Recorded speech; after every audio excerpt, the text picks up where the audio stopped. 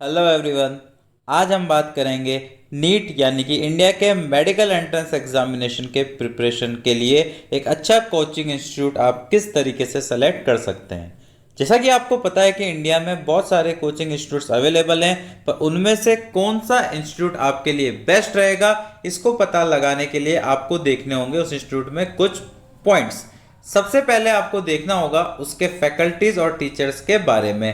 अब इसमें आप चेक कर सकते हैं उनकी डिग्रीज, यानी कि वो आईआईटियंस हैं, एनआईटियंस हैं, एमबीबीएस हैं, पीएचडी होल्डर्स हैं, पोस्ट ग्रेजुएट्स हैं या फिर वो एमटेक्स हैं। जितनी अच्छी डिग्री वाले फैकल्टीज उस इंस्टीट्यूट में होंगे उतना ही अच्छा वो आपकी प्रिपरेशन के लिए होगा। नेक्स्ट चीज जो आप यहाँ पे चेक कर सकते हैं वो उनका टीचिंग एक्सपीरियंस चेक कर सकते हैं, यानी कि कितने फैकल्टीज लेस देन 5 ईयर के हैं, कितनों का एक्सपीरियंस 5 to 10 ईयर्स है, 10 to 15 ईयर्स है, 15 to 20 ईयर्स है, और कितने उसमें ट्रेनिंग फैकल्टीज ही अवेलेबल है।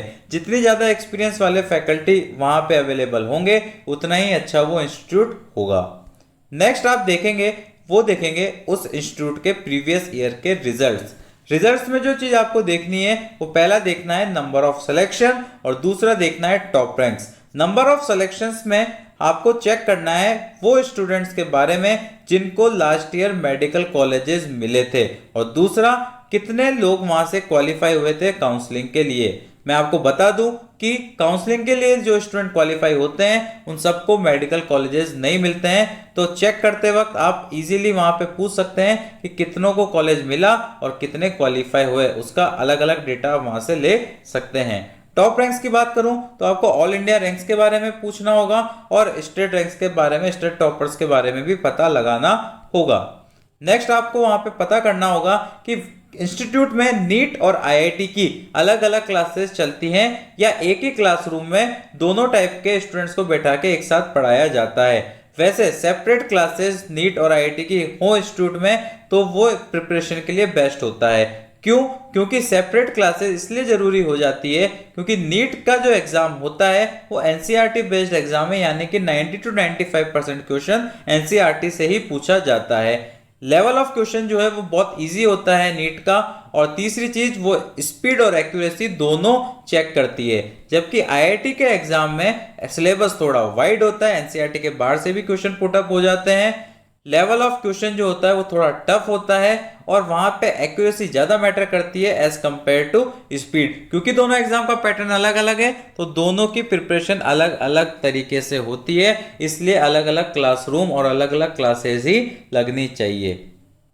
नेक्स्ट, स्टडी मटेरियल जो भी आपको अवेलेबल कराया जाएगा वो प्रॉपरली क्लास में डिस्कस हो रहा है या नहीं, उसके बारे में भी आप पहले से ही पता कर लें। क्योंकि क्या होता है कि सिर्फ क्लासेस या टॉपिक्स डिस्कस क्लास में हो जाते हैं और क्वेश्चंस अगर डिस्कस नहीं होते हैं तो फिर आपकी प्रिपरेशन सही नहीं हो पाएगी, चैप्टर आपका अच्छे से क्लियर नहीं हो पाएगा।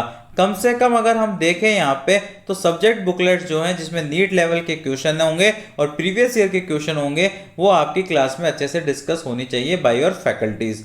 दूसरा, डेली प्रैक्टिस पेपर से डेली प्रैक्टिस क्वेश्चन जो आपको मिलते हैं वो रेगुलरली वहां पे डिस्कस होने चाहिए ड्यूरिंग द क्लासेस। और थर्ड जो इंपॉर्टेंट चीज है वो है एनसीईआरटी एक्सरसाइज, क्योंकि एग्जाम पूरा एनसीईआरटी से ही पूछा जा रहा है तो एनसीईआरटी के एक्सरसाइजेस क्लासेस में अच्छे से डिस्कस हो रहे हैं या नहीं ये भी वहां पे आप पहले से ही इंश्योर कर लें। नेक्स्ट आपको यहाँ पे देखना होगा डाउट सॉल्विंग फैसिलिटीज कैसी है इंस्टीट्यूट में, क्योंकि क्लासेस में आप लेक्चर पढ़ने के बाद जब क्वेश्चंस करेंगे तो वहां पे 50-60% क्वेश्चन तो आपसे सॉल्व हो जाएंगे और जो 30-40% क्वेश्चन सॉल्व नहीं होंगे वो रह जाएंगे आपके डाउट्स। तो उनको क्लियर करने के लिए आपको जरूरत पड़ेगी डाउट सॉल्विंग फैसिलिटीज की। जितनी अच्छी इंस्टीट्यूट में डाउट सॉल्विंग फैसिलिटी होगी उतना ही अच्छा वो आपकी प्रिपरेशन के लिए होगा।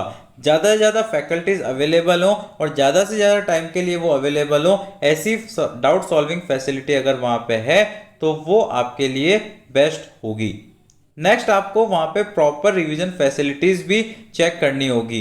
कभी कभी ड्यू टू सम रीजंस आप क्लासेस मिस कर देते हैं, वो आपके हेल्थ इश्यूज के जैसे भी क्लासेस मिस हो सकती है या फिर कोई टॉपिक आपको कम समझ में आया इस वजह से भी आपको रिवीजन की जरूरत पड़ सकती है, या कोई जेन्युइन रीजन की वजह से क्लासेस मिस हो गई। इन सब केसेस की वजह से अगर आपको रिवीजन की जरूरत पड़े, कोई टॉपिक वापस से रिवाइज करना है या कोई क्लास वापस से रिवाइज करनी है तो उसकी प्रॉपर रिवीजन फैसिलिटी इंस्टीट्यूट में है या नहीं ये भी आप पहले से ही वहां पे पता कर सकते हैं।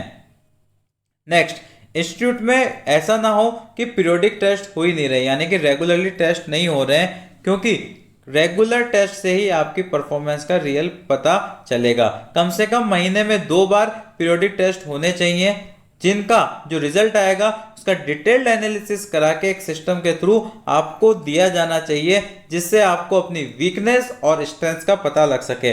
कौन से चैप्टर आपके वीक है और कौन से चैप्टर स्ट्रांग है, इसका डिटेल्ड आइडिया आपको पता कर सके, ताकि आप अपनी प्रिपरेशन में इन चीज़ों को ऐड ऑन करके और अच्छे तरीके से और ज़्यादा मेहनत करते हुए अच्छी प्रिपरेशन कर सकें। नेक्स्ट, अगर हम बात करें तो एकेडमिक और पर्सनल काउंसलिंग वहाँ पे सिस्टम होना चाहिए। कोई भी एकेडमिक से रिलेटेड आपको दिक्कत है या कोई भी पर्सनल दिक्कत आ रही है ड्यूरिंग प्रिपरेशन, तो वो काउंसलिंग आपको मिल सके, ऐसा सिस्टम इंस्टीट्यूट में होना चाहिए। नेक्स्ट, अगर हम बात करें तो प्रॉपर मेंटरशिप सिस्टम होना चाहिए। ड्यूरिंग द प्रिपरेशन पेरेंट्स से भी ज़्यादा जरूरत स्टूडेंट को होती है टीचर की।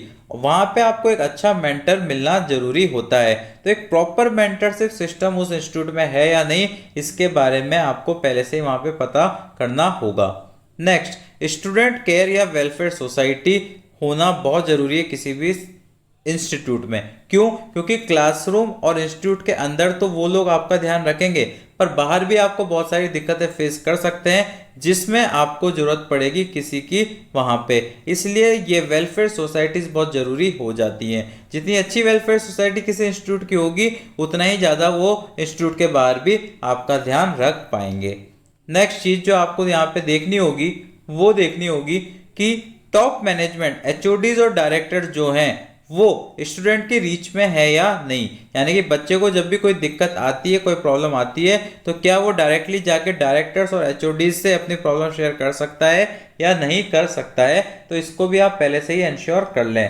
और लास्ट सबसे इंपॉर्टेंट चीज़ जो आपको देखनी होगी वो कि रिफंड सिस्टम जो है इंस्टीट्यूट का वो कैसा है। यानी कि मान लो कि 15 डेज या 1 महीना 2 महीने बाद जब अगर स्टूडेंट को ऐसा फील हो कि मुझे रिफंड लेना है, मुझे आगे प्रिपरेशन नहीं करनी है, तो वहाँ पे रिफंड ऑप्शंस हैं या नहीं है। कहीं ऐसा ना हो कि बच्चा अपने आप को स्टक फील करे आफ्टर 1 और 2 मंथ्स। तो ये सारी बातों, ये सारे पॉइंट्स को ध्यान रख के ही आप एक अच्छे इंस्टीट्यूट को सेलेक्ट कर सकते हैं। अगर आपको हमारा वीडियो पसंद आया तो इसे लाइक करें और हमारे चैनल को जरूर सब्सक्राइब करें। Thank you very much.